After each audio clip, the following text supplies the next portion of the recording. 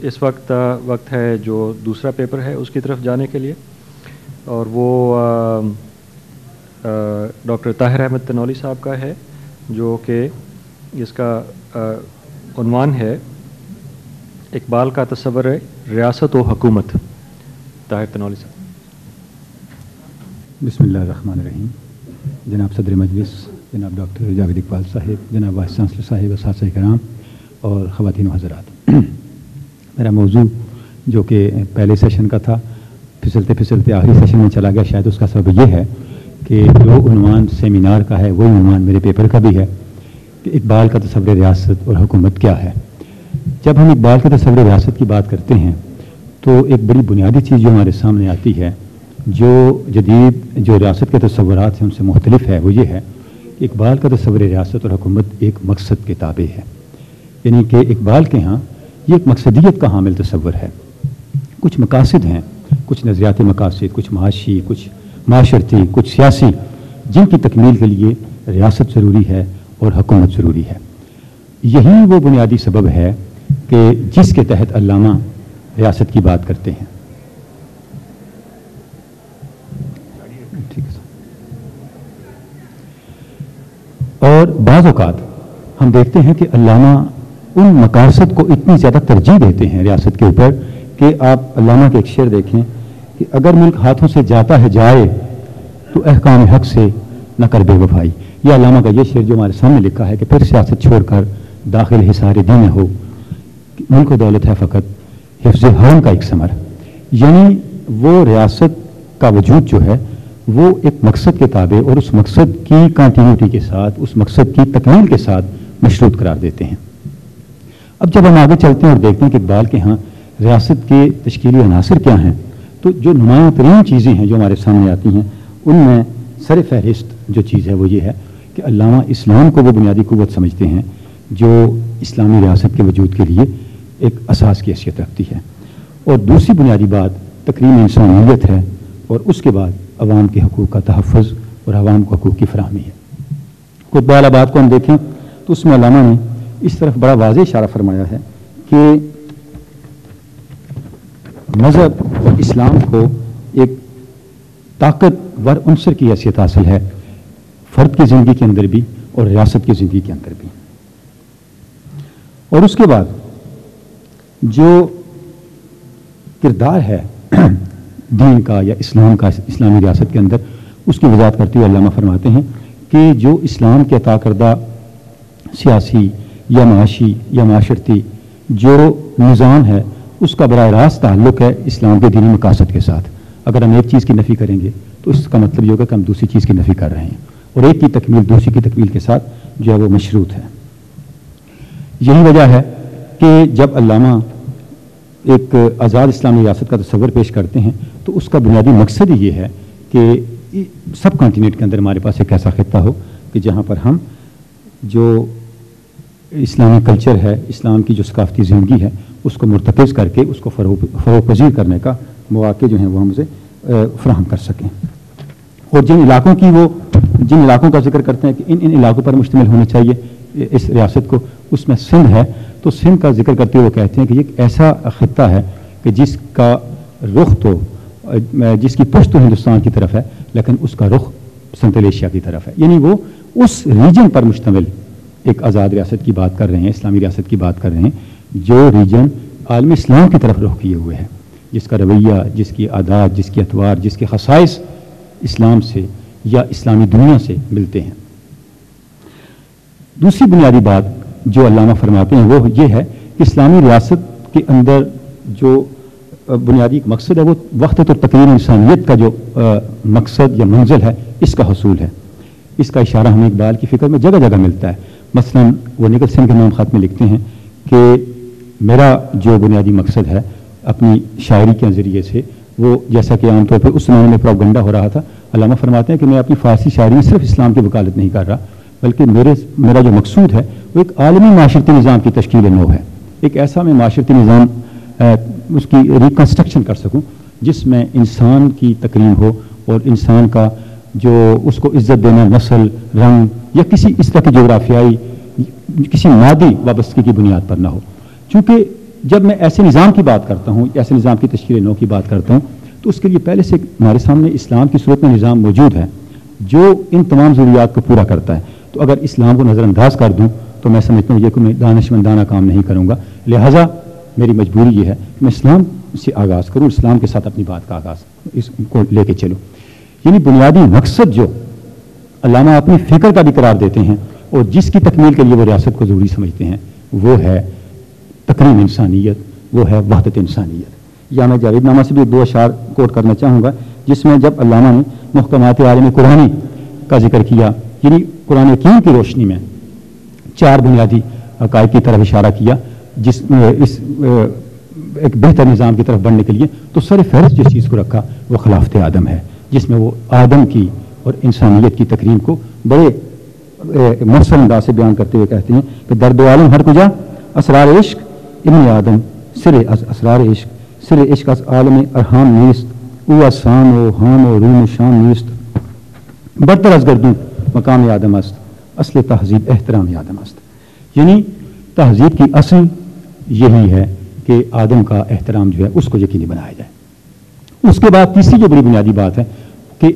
جو اقبال کی جو مثالی ریاست ہے اس میں عوام کے حقوق کا تحفظ ہے، عوام کو ان کے حقوق جو ہیں وہ میسر ہیں، مہیا ہیں. یہ ایک بہت وسیع بات بن جاتی ہے کہ اس میں کیا کیا کچھ شامل ہے، کون کون سے حقوق شامل ہیں. لیکن خود آباد کے اندر ہی جو بڑا بنیادی تصور علامہ دیتے ہیں وہ فرماتے ہیں کہ روسو سے بہت پہلے اسلام نے ریاست کو ایک کانٹریکچوئل آرگنزم قرار دیتے ہوئے اس ایک ایسا سٹرکچر قرار دے دیا ہے جس میں حقوق و فراز کا بڑا واضح تعین موجود ہے. اور پھر ہم دیکھتے ہیں جب علامہ ہماری فکری جو سیاسی فکر ہے اس کو بیان کرتے ہیں اپنے معروف مضمون دی پولیٹیکل فلاسفی آف اسلام اس کے اندر، تو اس میں بھی جو بڑے اسکول آف تھاٹ رہے ہیں تشکیل حکومت کے، ان میں جو اہل سنت کا ہے خلافت کا ادارہ ہے، اس کے لیے اصطلاح علامہ نے استعمال کی ہے. وہ جہاں علامہ کی ندرت فکر کا مظہر وہ اصطلاح ہے، وہاں وہ علامہ کی اس مقاصد کو بھی بیان کرتی ہے کہ اسلام کا جو سیاسی نظام ہے اسے کیا ڈیلیور کرنا چاہیے، اور ماضی کا جو سیاسی نظام تھا وہ کس طرح سے آگے بڑھتا رہا. تو اس کو علامہ عنوان دیتے ہیں الیکٹو مونارکی کا، جس کے بارے میں فرماتے ہیں کہ رسول اللہ صلی اللہ علیہ وسلم کے بعد جو خلافت شروع ہوئی وہ خلفاء راشدین کے زمانے میں تو اپنے ایک مثالی جو تھا مقام اس کے ساتھ اور مثالی کردار کے ساتھ وہ موجود رہی، اور بعد میں اس کا جو کردار رہا اس میں ملوکیت کا بھی اثرات آگے، لیکن اس کو علامہ نے الیکٹو مونارکی کا نام دیا ہے. اور آج کی جمہوریت کو اگر ہم اسی اینگل میں دیکھیں تو مونارکی ڈیموکریسی بھی کہہ سکتے ہیں کہ خلافت راشدہ میں جس انداز سے یا میثاق مدینہ میں جس طرح ہمیں ملتا ہے، رسول اللہ صلی اللہ علیہ وسلم کے زمانے میں ملتا ہے، آج کے زمانے میں کس انداز سے ہم نے وہ آگے لے کے چلنا ہے عام آدمی کی اس حق کو. جو عوام کے حقوق کے تحفظ کا علامہ کا پرسپیکٹو ہے ریاست کے حوالے سے، پھر یہیں سے علامہ کا جو تصور حکومت ہے وہ سامنے آتا ہے، جس کی چند جو بڑی بنیادی چیزیں ہیں ان میں سر فہرست وہی کہ ایک حقیقی جمہوری روایت جو ہے اس کو فروغ دیا جائے. اس کے بعد دوسری بڑی بنیادی بات یہ ہے کہ اسلام کی عطا کردہ جو سماجی معاشرتی اور سماجی اقدار ہیں ان کو فروغ دیا جائے، اور اس کے بعد انسانی وحدت کا جو خواب ہے اس کے امکان کو بروئے کار لایا جائے.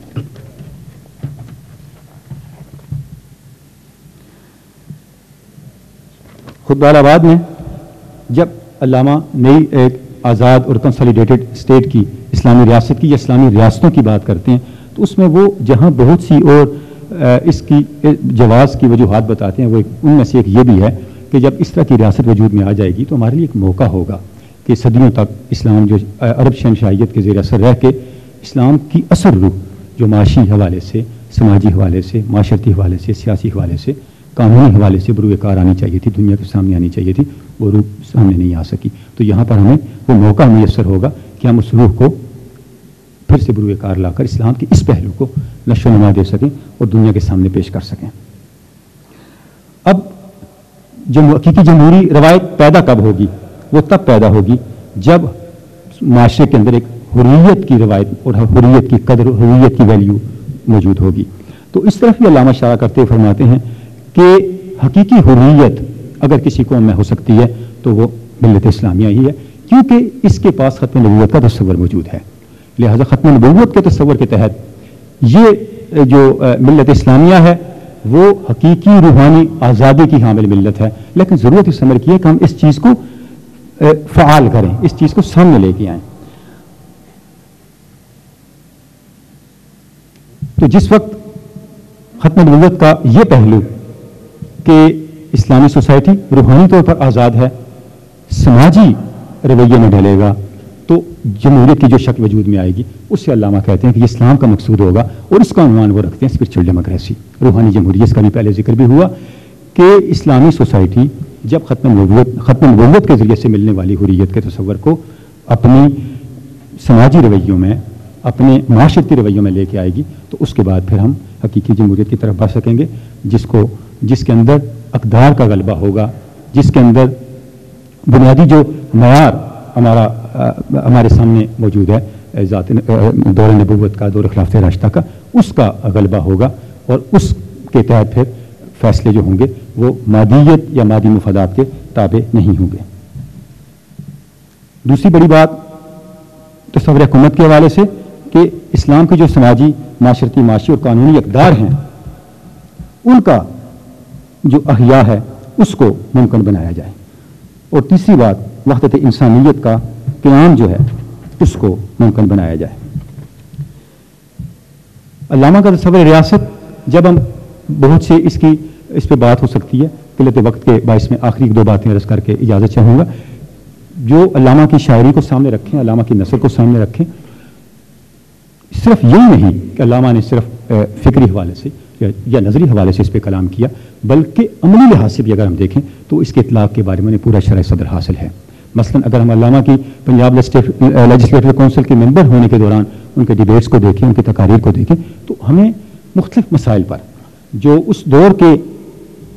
معاشرے کو، اس دور کے عوام کو درپیش تھے، ان پر علامہ کے بڑے عملی خیالات ملتے ہیں۔ مثلا معاشی حوالے سے جو مسائل تھے لوگوں کو، تعلیم کے حوالے سے جو مسائل تھے، ملازمتوں کے حوالے سے جو مسائل تھے،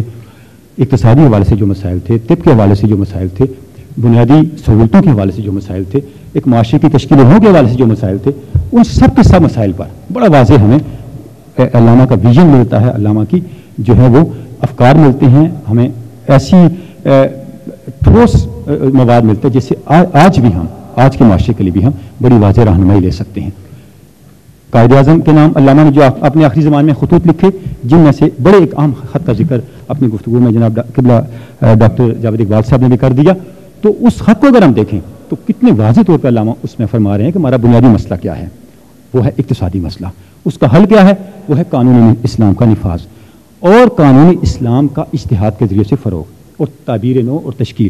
اب وہ کیسے ممکن ہے؟ جب ہمارے پاس ایک آزاد خطہ ہو۔ جب تک ہمارے پاس ایک آزاد خطہ نہیں ہوگا، ایک یا ایک سے زیادہ ہمارے پاس اپنی ریاستیں نہیں ہوں گی، تو ہم اپنے قانون کا نفاذ نہیں کر سکتے، اپنے قانون کے دائرے کو وسیع نہیں کر سکتے، لہذا اس سے ہم مستفید نہیں ہو سکتے۔ یہی نہیں بلکہ اس کے بعد آپ دیکھیں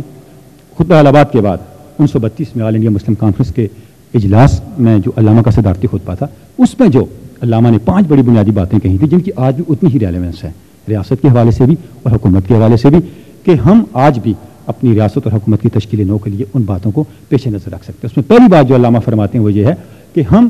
اپنے عوام کے جو سیاسی شعور اور سیاسی تنظیم ہے اس کو میچور کرنے کے لیے کام کریں۔ ہماری ایک ایسی سیاسی جماعت ہو جو گراس روٹ لیول تک عوام کی سطح پہ اتر کے لوگوں کی سیاسی تربیت اس انداز سے کرے کہ اس میں ہر طرح کا سیاسی فکر جو ہے وہ فروغ پا سکے، لوگوں کے سیاسی افکار آگے آ سکیں اور لوگوں کی پارٹیسپیشن سیاسی عمل کے اندر ممکن ہو سکے۔ اور دوسری بات کہ وہ سیاسی جماعت، اب دیکھیں 1932 میں علامہ فرما رہے ہیں، کم از کم 50 لاکھ کا ایک فنڈ قائم کرے اور وہ فنڈ پھر لوگوں کی بہبود پہ خرچ ہو۔ اور تیسری بات جو علامہ اس کے اندر فرما رہے ہیں وہ یہ ہے کہ نوجوانوں کی تنظیمیں قائم کی جائیں جو نوجوانوں کو منظم کریں اور ان کو ایسی سرگرمیاں دیں جو ہماری سماجی اور معاشرتی جو ارتقاء ہے اس کا باعث بنے۔ اور چوتھی بات جو بہت ہی اہم علامہ فرماتے ہیں کہ کلچرل لیول پہ آرگنائزیشنز بنائی جائیں، خواتین کی بھی اور مردوں کی بھی، جن کا سیاست سے کوئی تعلق نہ ہو، لیکن وہ لوگوں میں جو ثقافتی انرجی ہے اس کو ریوائیو کریں، اس کو ریوائٹلائز کریں اور عام مسلمانوں کو، عام لوگوں کو اسلام کی تاریخ سے آگاہ کریں، اپنے کارناموں سے آگاہ کریں اور ان کے اندر یہ جذبہ پیدا کریں کہ وہ ایک نئے دور کی تعمیر اور ایک نئے دور کی اساس رکھنے کے لیے کوئی اپنا کردار ادا کر سکیں۔ اور آخری بات جو علامہ اس میں فرماتے ہیں وہ یہ ہے کہ علماء اور جدید قانون کا شعور رکھنے والے لوگوں کی ایک اسمبلی قائم کی جائے جو اپنی اجتماعی دانش کے ذریعے سے قانون اسلام کی تعبیر اور اس کی تشکیل نو کے لیے کام کر سکیں، تاکہ ہم آج کے دور کے مسائل کو حل کرنے کے لیے اسلام کا جو قانونی سرمایہ ہے اس سے مستفید ہو سکیں۔ تو علامہ کی فکر کے اندر یہ جو چند اشارے کیے گئے، 20 ایسی چیزیں موجود ہیں نثر کے اندر، شاعری کے اندر، جن کا ایک کلی طور پہ ہم اس سے استفادہ کر کے ہم علامہ کے تصور ریاست کو اور تصور حکومت کو اس کی اپلیکیشن کر کے اس کا اطلاق کر کے ہم ایک اچھے مستقبل کی طرف بڑھ سکتے ہیں۔ لیکن ضرورت ہے، یہ تب ممکن ہوگا جب ہم اس فکر کو صرف بات چیت کی حد تک، گفتگو کی حد تک یا علمی ضرورت کی حد تک ہی نہ رکھیں، بلکہ اس فکر کو جہاں تک ممکن ہو سکے اپنے آئین کا حصہ بنائیں، اپنے نظام کا حصہ بنائیں اور اپنے نصاب کا حصہ بنائیں۔ اس کی ایک بڑی مثال میں ڈاکٹر صاحب تشریف لے گئے ہیں، ڈاکٹر صاحب کی کتاب ہے آئیڈیالوجی آف پاکستان، جس کے اندر ان اقدامات کا تذکرہ کیا گیا ہے کہ کس انداز کے ساتھ اقبال کی فکر کو اور اسلام کی تعلیمات کو عملاً ہم اپنے نظام میں ڈال سکتے ہیں۔ لیکن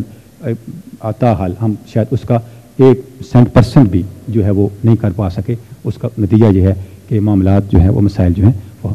جن سے ہم دو چار ہیں اور جن سے ہم گزر رہے ہیں۔ بہت بہت شکریہ۔